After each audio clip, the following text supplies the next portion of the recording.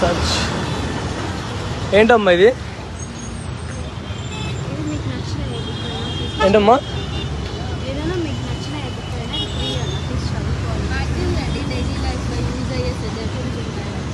అర్థం కాలే. మ్యాగజైన్సా ఇవి?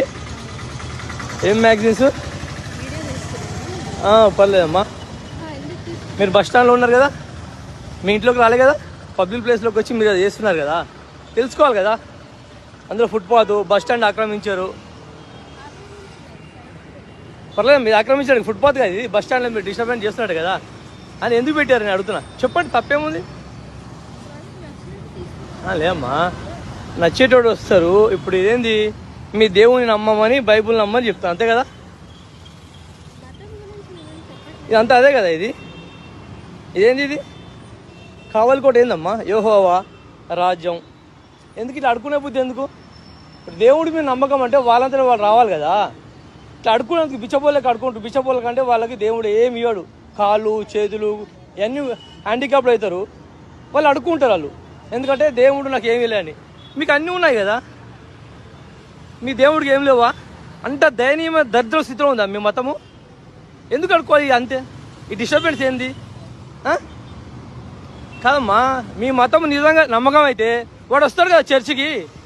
మీ చర్చికి వస్తే మీరు ఏమైనా చేసుకున్నారు. లోపలికి వచ్చినాక మీరు అది మరి ఏమంటారు, వైన్ ఇవ్వండి, ద్రాక్షారసం ఇస్తే మీరు వైన్ ఇవ్వండి, ఇంకేమైనా ఇవ్వండి. ఈ బస్ స్టాండ్లో ఈ న్యూసెన్స్ ఏంటి మీరు చెప్పండి. తీసేయండి, ఇక్కడ తీసేయండి అమ్మా, తీయాలి ఇక్కడ. మీరు కరెక్ట్ కాదు ఇది. వచ్చిపోయే వాళ్ళందరూ నేను చూస్తూనే ఉన్నాను ఇందాటి నుంచి. తీయండి, నేను లేకుండా నేను పోలీసులు నేనే పిలుస్తా. మీరు అవసరం లేదు, మాకు ఇదే పని. మీలాంటి వాళ్ళకు సరి అయిన మార్గంలో చెప్పడమే మా పని. తీసేయండి, ఇక్కడ తీయాలి మీరు.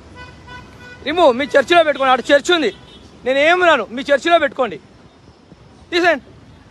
ఏంటమ్మా ఇది గలీజ్గా దరిద్రం. మన దేశంలో ఏం జరుగుతుంది అసలు మీకు? చర్చిలోకి వచ్చే వాళ్ళు సంఘ నాకిస్తున్నారు. కొద్దిగా తెలివి ఉండాలమ్మా, చదువుకున్నారు కదా. ఏం పేరమ్మా ఈ పేరు? బస్ స్టాండ్ ఏంది మీ న్యూసెన్స్? పబ్లిక్ ప్లేస్లో, ఇది ప్రైవేట్ ప్లేస్ కాదు, ఇది అర్థమైందా?